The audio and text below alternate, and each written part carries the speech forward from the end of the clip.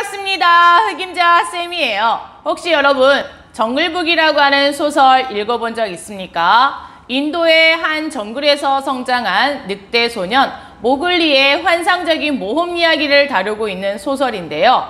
그렇다면 친구들, 이 소설의 저자도 알고 있습니까? 러디아드 키플링이라고 하는 사람인데요. 이 사람은 영국인 최초로 노벨 문학상까지 수상했다고 합니다.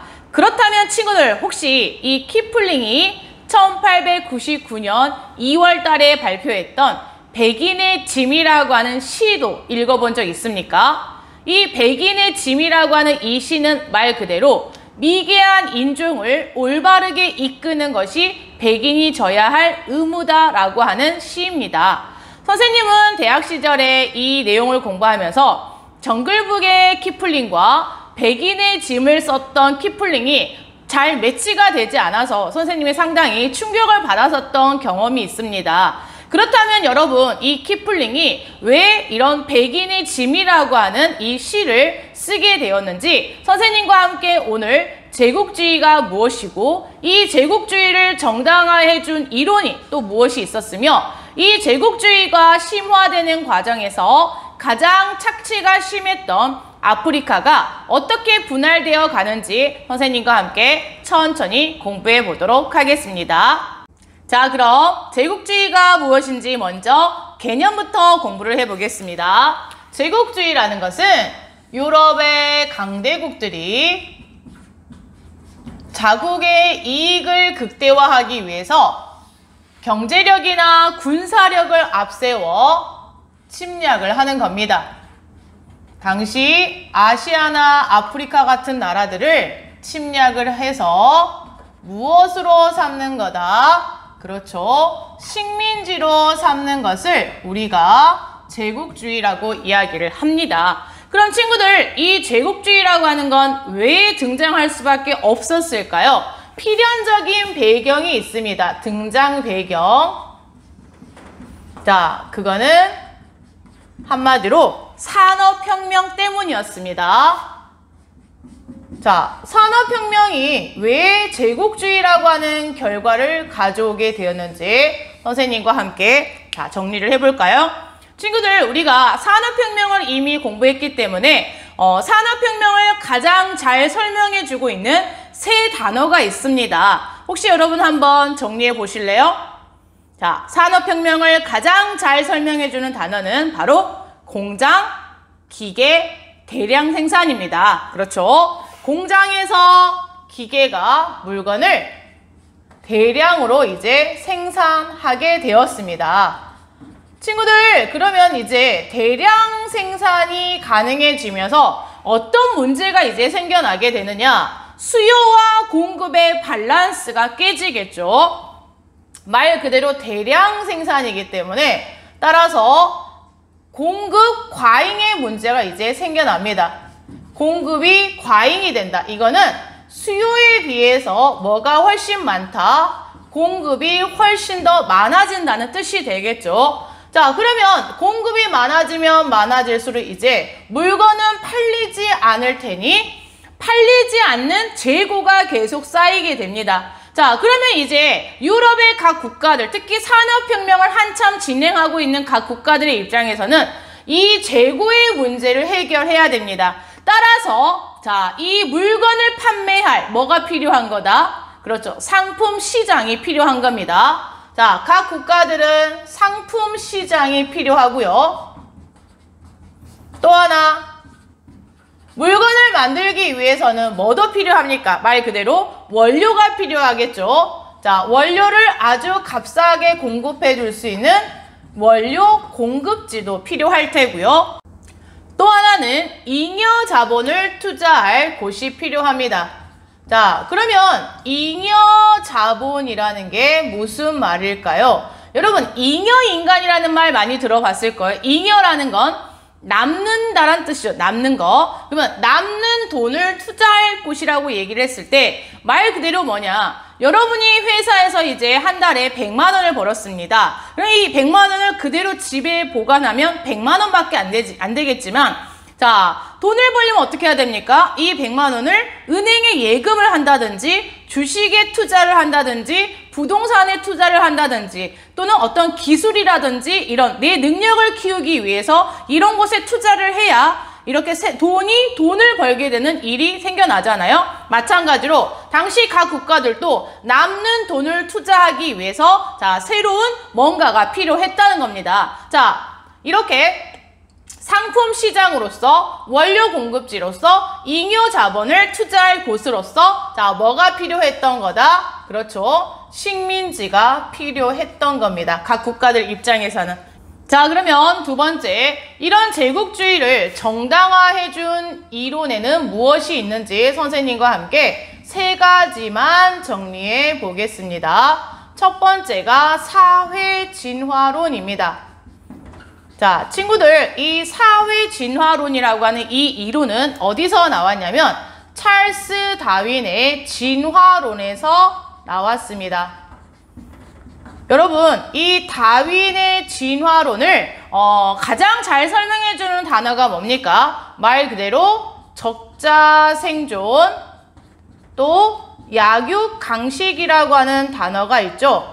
적자생존, 약육강식, 말 그대로 뭡니까? 동물의 세계에서 강한 놈만 살아남는다는 거죠. 다른 말로 하면 환경에 잘 적응하는 생물이나 집단만이 살아남는다는 건데, 예를 들면 이런 거라고 선생님이 그림으로 한번 표현해 보겠습니다. 선생님이 좋아하는 동물 토끼가 한 마리 있습니다. 자, 근데 이 토끼 앞에 여러분 한 달 정도 굶은 자, 사자가 있습니다. 자, 이 사자는 선생님이 방금 이야기했듯이 한 달을 굶었습니다. 자, 그러면 여러분 이 사자가 이 토끼를 잡아먹는 거 여러분 이상합니까? 이상하지 않습니까? 전혀 이상하지 않죠. 왜요? 얘가 얘보다 강하니까 먹을 수 있다라는 거예요. 우리가 보통 우리 상식적으로 생각해 봤을 때 만약에 이 사자가 자기 앞에 놓여 있는 이 토끼를 말 그대로 잡아먹지 못한다면 이 사자는 시쳇말로 병신 사자가 됩니다. 전혀 이상한 게 아니라는 거죠. 자, 이게 바로 진화, 다윈이 이야기했던 진화론의 약육강식 적자생존입니다. 자, 이런 다윈의 진화론을 그대로 인간 사회에 적용한 게 사회진화론입니다. 자, 사회진화론이라는 건 스펜서라는 사람이 주장을 했고요. 말 그대로 여러분, 사자가 강대국이 될 거고요. 토끼는 약소국입니다.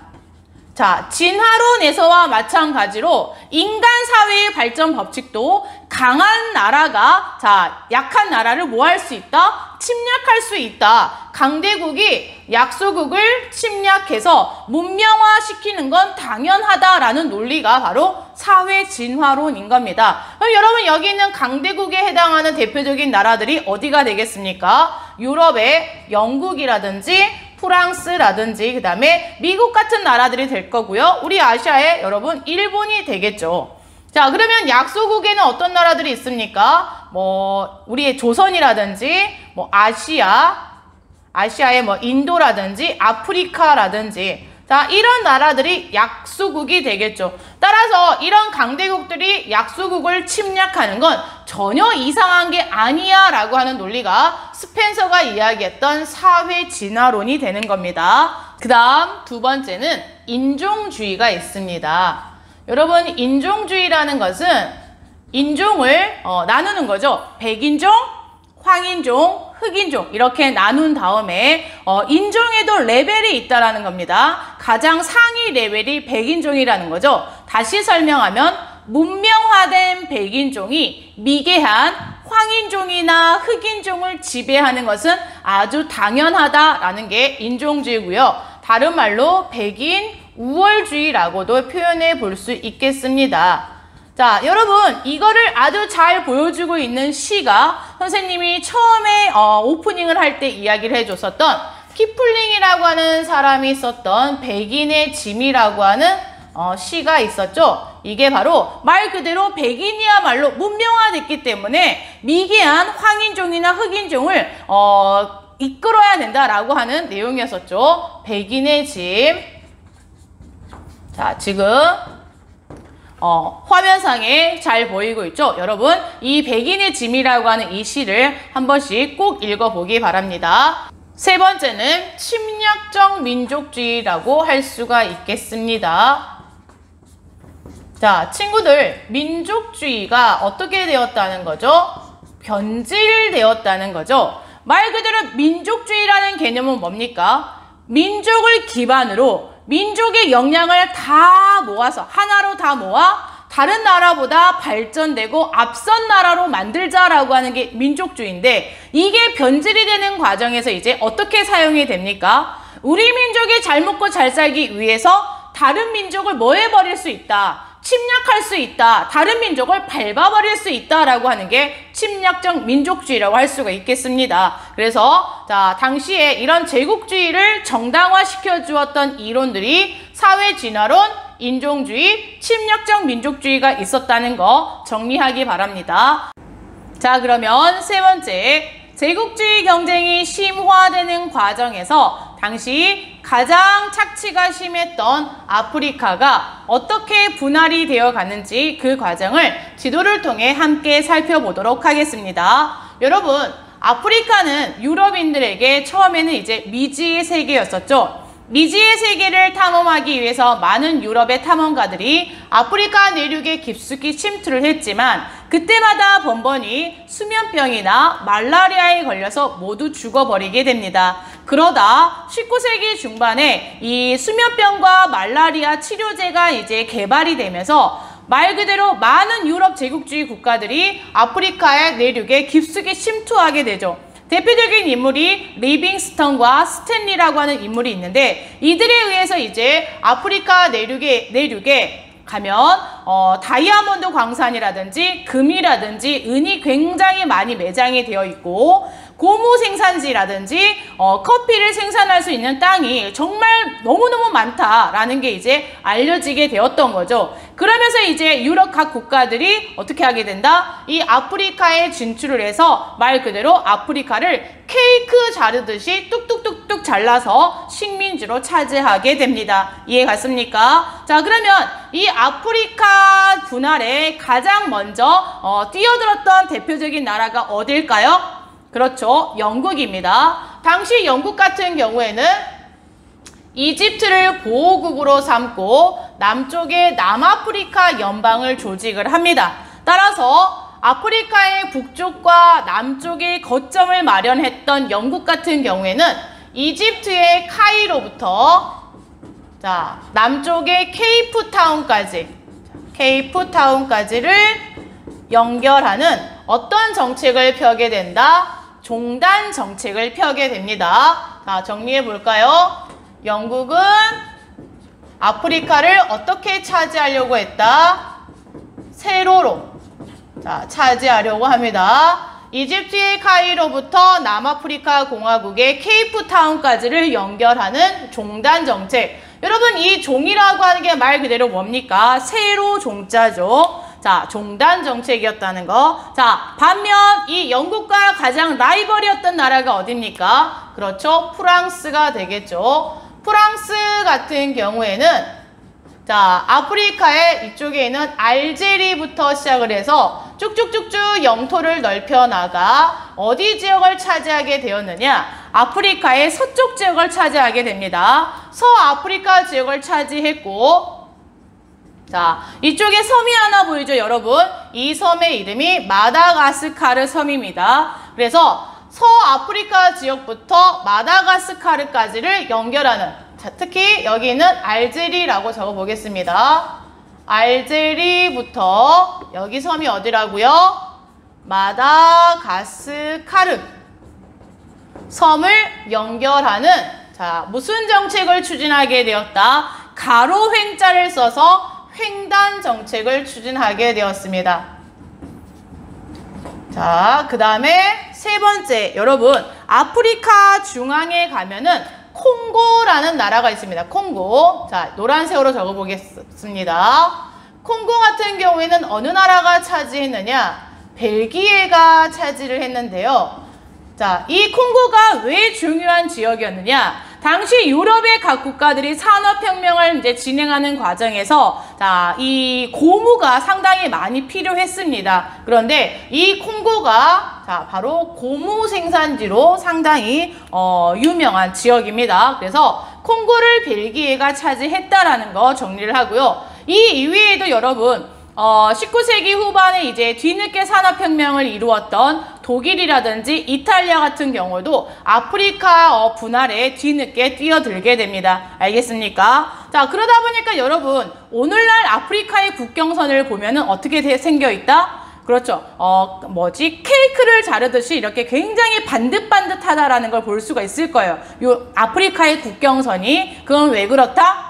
유럽의 각 국가들이 이때 아프리카를 분할하는 과정에서 어떤 민족이나 인종의 특성을 무시한 채 자국의 이익에 따라서 아프리카를 차지하다 보니까 그렇게 국경선이 생길 수밖에 없었고, 이게 이제 오늘날까지도 이제 아프리카에서 상당히 문제가 되고 있습니다. 알겠습니까? 그럼 여러분, 이 아프리카의 모든 나라들이 유럽 국가들의 어떤 식민지가 되었지만 아프리카 중에 단 2개의 나라만큼은 독립국을 유지하게 됩니다. 자, 그 중에 첫 번째가 이쪽에 있었던 라이베리아. 자, 라이베리아라고 하는 나라와 이쪽에 있었던 여러분 에티오피아라고 하는 나라가 있습니다. 자, 에티오피아라고 하는 나라가 있는데요. 이 2개의 나라는 당시에 독립국을 유지하게 됩니다. 그러면 왜? Why? 왜 하고 많은 나라 중에 라이베리아와 에티오피아만큼은 식민지가 되지 않았느냐 이거죠. 자, 첫 번째 여러분, 라이베리아라고 하는 뜻은 뭘까요? 라이베리아.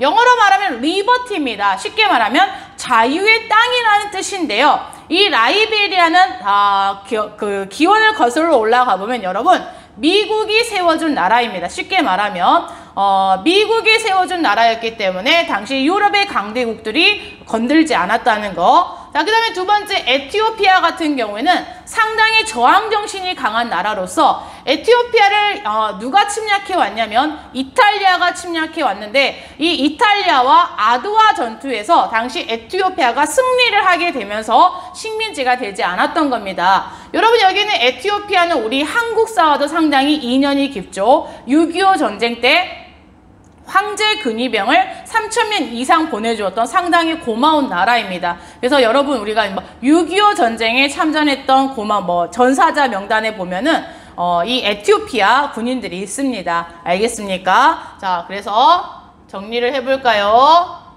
유일하게 아프리카 국가 중에서 독립국이었던 2개의 나라가 어디다? 라이베리아와